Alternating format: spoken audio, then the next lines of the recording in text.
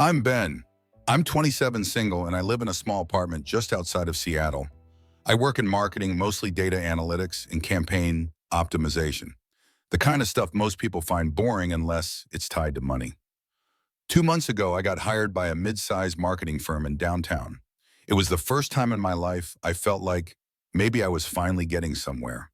New job, new city, new apartment, new chances. I'm not the loudest guy in the room. I don't make speeches or dominate meetings. I mostly just observe. I listen. I analyze.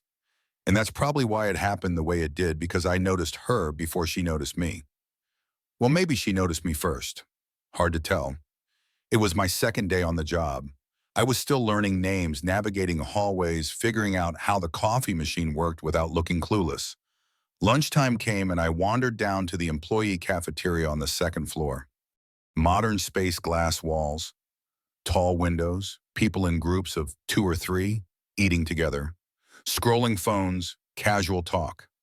I didn't know anyone well enough to join, so I grabbed a sandwich and sat alone at a corner table by the window. And then I saw her. She was standing by the water cooler talking to another woman. She wasn't overly done up or dramatic in how she looked. That's what struck me. She was just composed. Dark green blouse tucked neatly into a gray skirt, her hair tied back casually but still polished.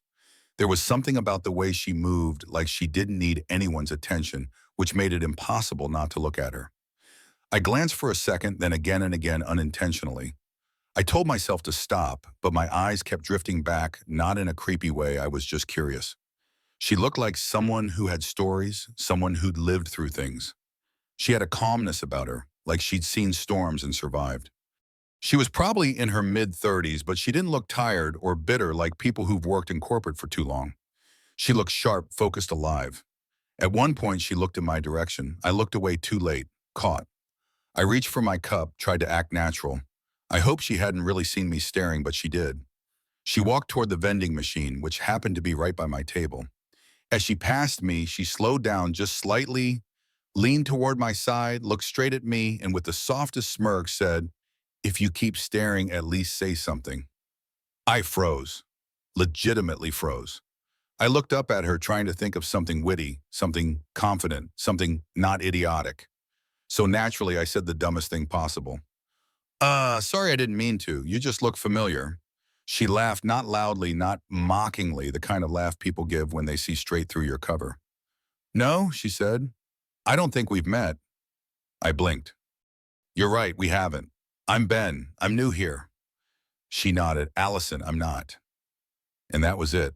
She took a bottle of water from the vending machine, gave me a polite smile, and walked back to her table. For the next 20 minutes, I couldn't even finish my sandwich. My mind kept replaying what happened to her voice, that calm confidence, that little smile, the way she said it, not embarrassed, not annoyed, just honest, amused, as if she had a full control of the moment, and I was just one beat behind. It wasn't flirting, at least I don't think it was. It was more like awareness.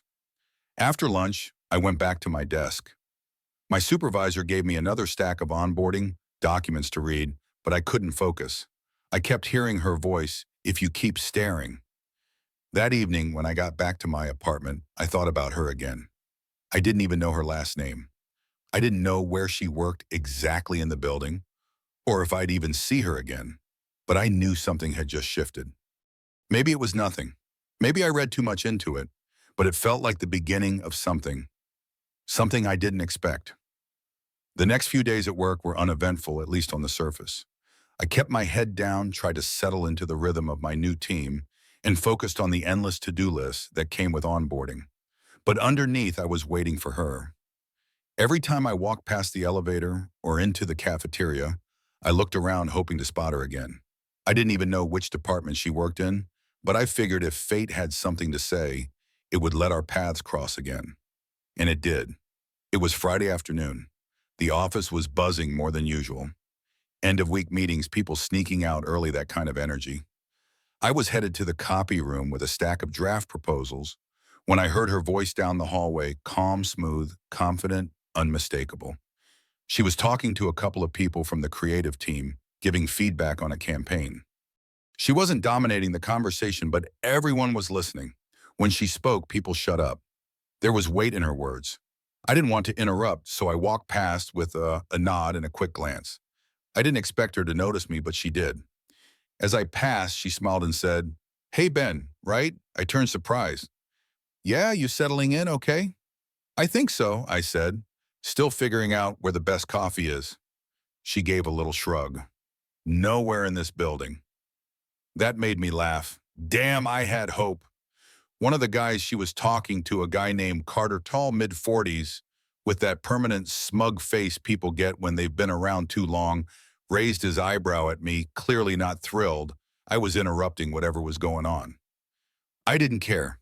I was just glad she remembered my name. We only talked for maybe a minute before her team moved on, but it felt like something, a small thread connecting us again.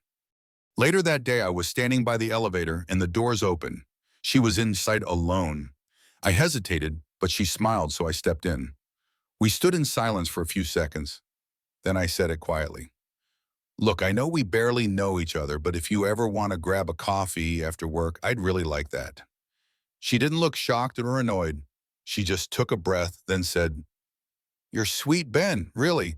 But I don't date coworkers. It never ends well." My heart sank a little, but I nodded. "Totally fair. Sorry if I crossed the line." She looked over at me, softened. "You didn't. I just learned that lesson the hard way."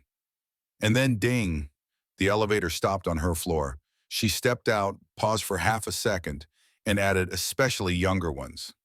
And she walked off. That line stuck with me, "especially younger ones." It wasn't rude, it wasn't cold, it was just honest. Part of me respected her for saying it straight. Another part of me felt small, like I was just some kid chasing a grown woman who'd already played this game and moved on. The following week, I tried to let it go, tried to focus, but our paths kept crossing at team meetings and shared workspaces in passing. And every time there was something in the air, like both of us felt it, even if we weren't acknowledging it. One afternoon, we ended up assigned to the same cross-functional group for a mid-year campaign. She was handling creative direction. I was on analytics. We sat at the same table, talked in the same meetings, debated data points and taglines. She kept it professional, but there was a tension, the kind you can't fake or force. A few days into the project, we were in a brainstorming session. I cracked a quiet joke under my breath when someone suggested something ridiculous. She smirked. No one else heard it, but she did. That half-second look between us said more than any meeting notes ever could. But not everyone missed it. That guy Carter, the smug one, he saw it, and he didn't like it. I later found out through office whispers that he and Allison had been involved a couple of years ago. It ended badly, apparently. Since then, he made it his mission to protect a reputation, or maybe just his ego. That Friday, I heard him talking to another guy near the break room. "Looks like the new guy's got a crush. Shame. He doesn't know how it works around here." I didn't say anything. I wasn't going to play that game, but I knew what he was doing. He was watching me, watching her, waiting for a chance to stir things up. I hated office politics. I hated feeling like high school games had followed me into adulthood. But I also knew that pushing forward pursuing Allison could mean real consequences for her more than me. And yet I couldn't help it. I liked her more than liked her. I admired her. The way she carried herself, the way she handled pressure, the way she looked at people like she saw straight through them and still chose to be kind. Still, I backed off, not out of fear, but out of respect. The last thing I wanted was to make her life harder. We kept working together, cordial, distant controlled. But every time we made eye contact, it felt like something inside both of us flinched, like we were trying not to want the same thing. By week 4, things had settled into a quiet rhythm. Work was work. Allison and I interacted only when necessary as short conversations about data sets, creative directions, or deadlines. Always professional, always careful, and always a little strained. It wasn't awkward exactly, just delicate, like we were walking across thin ice. She kept her tone even, her posture straight, her words precise, but I could tell she wasn't as distant as she wanted to appear. Neither was I. At night, I'd catch myself thinking about her, not in some grand romantic way, just remembering things, her phrasing in meetings, her small reactions, when she disagreed with a decision, the way she tucked her hair behind her ear when she was thinking. I knew it wasn't smart to keep thinking about her, but I couldn't stop. It didn't help that we were still on the same campaign project. We had different roles, but we were both core members. I was pulling analytics from social media trends and user data. She was shaping the messaging around those trends. That Friday, the creative director scheduled a last-minute working session to finalize everything for the Monday presentation. The meeting was supposed to last an hour. It ran past 5, then 6 hours. By 6:30, everyone else had left except Allison and me. I didn't plan to stay late, I never do, but I wasn't going to leave her finishing things alone. We sat across from each other in the smaller fourth-floor conference room, the one with the bad fluorescent lights and the flickering monitor. The office was almost silent except for the low hum of air vents and the occasional sound of someone's keyboard from another room. She leaned over the table reading my notes on performance metrics. I watched her for a second longer than I should have, then dropped my eyes. "Something wrong with the data?" I asked. "No," she said. "It's solid. Just trying to make sure the language we use doesn't misrepresent the numbers." There was a long pause. Then she added, "You are good at what you do." I looked up. "Thanks. Coming from you, that means something." She glanced at me. There was something in her eyes, not soft, not flirty, just honest, real. "Can I ask you something?" I said. She didn't answer right away, just nodded slightly. "Why does it feel like we're avoiding something that's already there?" She closed her laptop slowly and leaned back in her chair. Her body didn't tense, but her expression changed like I'd touched something she was working hard to ignore. Because she said, "I've done this before. Fallen for someone at work. Let someone in at work. In this environment, in this system where everyone knows everyone's business, where if it ends badly, you see it every day, in the elevator, in the cafeteria, in meeting invites." She took a breath. "I got burned Ben badly, and it took me over a year to feel like myself again. People didn't just talk. They chose sides. I lost friends. I lost credibility. It almost wrecked me." I didn't say anything. I just listened. "And you," she added quietly, "you make it hard to keep my distance." The room felt still after that, not romantic, not dramatic, just still. Like we were both finally being honest, and neither of us knew what to do with it. I looked down at my hands, then back up. "I don't want to cause trouble. I'm not trying to complicate your life." "You're not," she said. "But this thing, whatever it is, it doesn't exist in a vacuum. It has weight and consequences." There was silence between us again, but this time it felt heavier, fuller, like a truth had landed between us and was just sitting there daring either of us to act. I didn't touch her. I didn't lean closer. I just said, "Then what do we do?" She looked at me with tired eyes, not from the day, but from years of building up walls, putting herself back together, surviving things I didn't even know she'd been through. "I don't know," she said, "but right now we've finished the damn report." She opened her laptop again. The conversation ended just like that. And maybe that's what made it stick with me, the realness of it. No fantasy, no perfect lines, no sudden kiss, just two adults trying to be responsible with something that didn't feel responsible at all. We wrapped up around 8:00 p.m. As we walked toward the elevator, she didn't say anything else. Just pressed the button, stepped inside, and nodded slightly when I said goodnight. The doors closed and I was left standing there, equal parts calm and completely torn up inside. The next morning, everything changed. I came in a little late. Saturday was optional, but I had numbers to review before Monday's pitch. My badge wouldn't scan at the fifth floor entrance. When I finally got in through another way, my desk had been reassigned. I was confused, no email, no heads up. 10 minutes later, HR called me in. They said they were redistributing talent to better align resources. It sounded like corporate fluff, but I knew exactly what was going on. Someone said something, someone saw something, someone made it political. And just like that, I was pulled from the campaign project, reassigned to a completely different department. Allison wasn't in the office that day, but I didn't need her to be. I knew exactly what this meant. Carter had done what he came to do, and maybe both of us had to deal with the fallout. I didn't hear from her for 10 days, 10 whole days of silence. Not in the literal sense. We still crossed paths occasionally in the building, a nod, here a distant look, there. She passed by the elevator once when I was inside and we made eye contact, but neither of us said a word. It wasn't anger or resentment. It was just quiet, heavy, like both of us knew we'd stepped over a line and someone else decided we had to pay for it.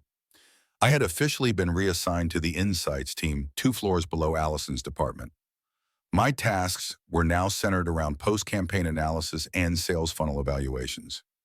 Important work, yes, but far from the creative side of the company and light years away from anything that involved her. At first, I tried to bury myself in the job, drown the frustration with productivity, but that only worked for so long. Every file I opened, every Slack notification that popped up with her name in some comment thread, every passing conversation between coworkers mentioning her name, it all made it worse. I started getting bitter. Not at her, never at her, but at the situation, at how fast something meaningful got pushed into a corner because people couldn't keep their noses out of things that weren't theirs, because of office politics, because of a history I hadn't even been a part of. Then came a night she called me. It was a Wednesday. I had just finished dinner, some frozen pizza I didn't even bother to plate.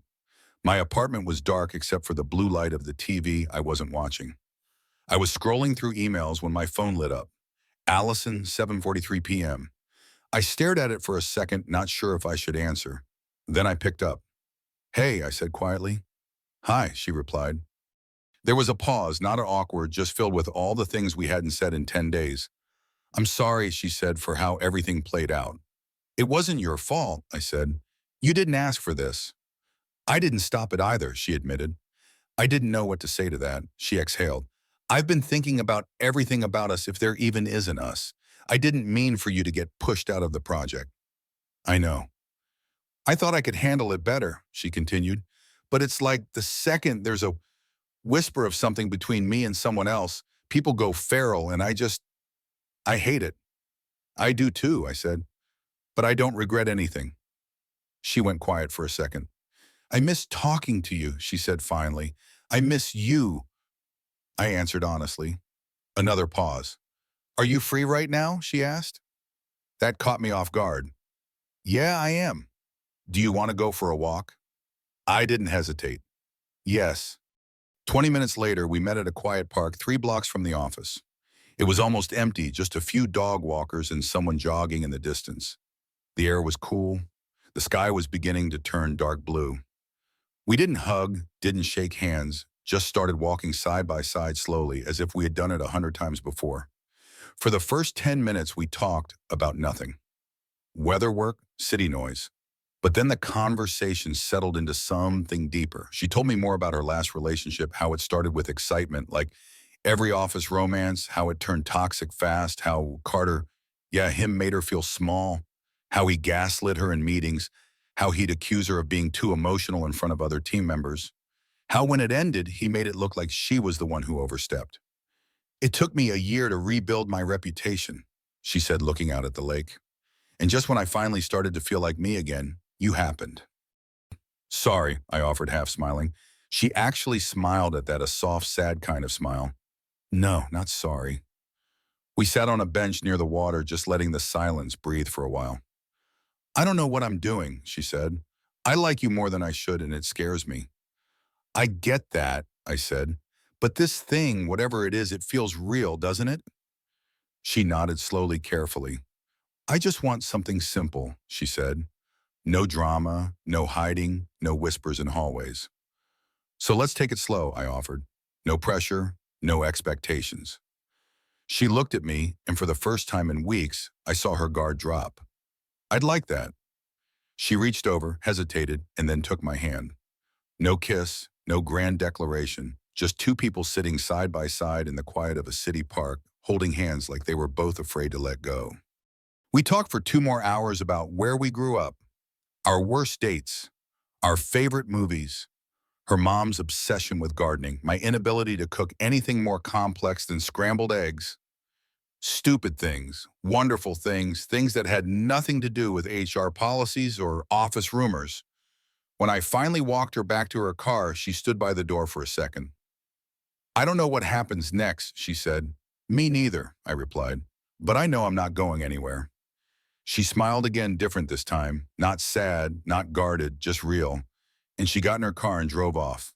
And I stood there for a while, hands in my pockets, watching her taillights disappear down the street. It wasn't a perfect beginning, but it felt like one. It's been 8 months since that night in the park, 8 months since she took my hand and didn't let go. A lot has changed. After that evening, we didn't rush into anything. We stayed cautious, careful. We'd meet outside of work dinners, long walks, weekends, where we'd talk about everything except the place we both spent 40 hours a week inside. It was slow, purposeful, honest. For the first few weeks, we didn't even kiss. And somehow that made it feel more real. But eventually it became something we couldn't and didn't want to keep undefined. She said one night over takeout, sitting cross-legged on my living room floor, her hair still wet from the rain outside, "I don't want to keep pretending this isn't important." And that was that. We were a couple privately at first, just for us. But private doesn't last forever in a company like ours. 2 months into our relationship, someone in the office saw us grabbing lunch downtown, someone who apparently had more time to gossip than to do actual work. The rumors restarted. Whispers came back. Carter, unsurprisingly, was thrilled to drop hints in meetings, smugly tossing lines like, "Oh, I'm sure Allison would know. She's got a special connection to Ben." But this time she didn't flinch. She didn't hide. She confronted it. She went directly to HR, sat across from the same woman who had once warned her to be cautious, and told her point blank, "I'm in a relationship with Ben. We are two consenting adults. There's no power imbalance and we're handling it professionally. I'm not asking for permission. I'm informing you." HR couldn't say much. There were no company policies against it. We worked in different departments, different projects, no supervisory overlap. Still, we both knew what would make things easier, me moving to a different division. So I did. 3 months ago, I officially transferred to a separate branch of the company. Same firm, different building. It wasn't dramatic. I actually liked the new team. The projects were different, more strategic. It felt like growth. And with that change, things between us began to feel lighter. No more careful glances in elevators. No more late-night phone calls to check if anyone noticed. We could breathe. That's when we began telling people, friends first, a few former coworkers, her sister. Eventually, I met her parents over grilled salmon and white wine at a quiet dinner in Tacoma. They were kind, smart, protective of her. Her mom gave me a long hug as we left. Her dad just looked me in the eye and said, "Don't screw it up." "I won't." Allison, she's everything I didn't know I needed. She challenges me every single day, not in a dramatic, chaotic way, but in the way that makes you grow, the way that holds up a mirror and says, "This is who you are and who you could become." She has her guard up sometimes. Still, trust doesn't come easy after what she's been through. But she lets me in piece by piece, and I never take that for granted. We've had arguments, of course we have, over little things, laundry plans, timing. Once we had a full-day Cold War over who left the freezer door open. But we always talk. We always come back to center. Last weekend we went hiking outside the city, just the two of us, some sandwiches, and her awful Spotify playlist, which she refuses to admit is 90% sad acoustic covers. Halfway up the trail, she tripped on a root and nearly face-planted. I caught her. She laughed so hard she couldn't breathe. That's the kind of stuff I'll remember when I'm 80, the moments no one sees. And here's the part that makes me smile the most. We're not flashy. We're not some storybook couple. We're two people who met at work, started with a look, went through hell, and decided to try anyway. That's all love really is, isn't it? Two people saying, "Let's try," and then trying again and again every day. Tonight, we're going back to the place where it all began, the office cafeteria. It's empty on weekends, but she got the building manager to unlock it for us as a surprise. When I walk in, she's already there, sitting at the same table by the window where I sat that first day. She's wearing a dark green blouse again.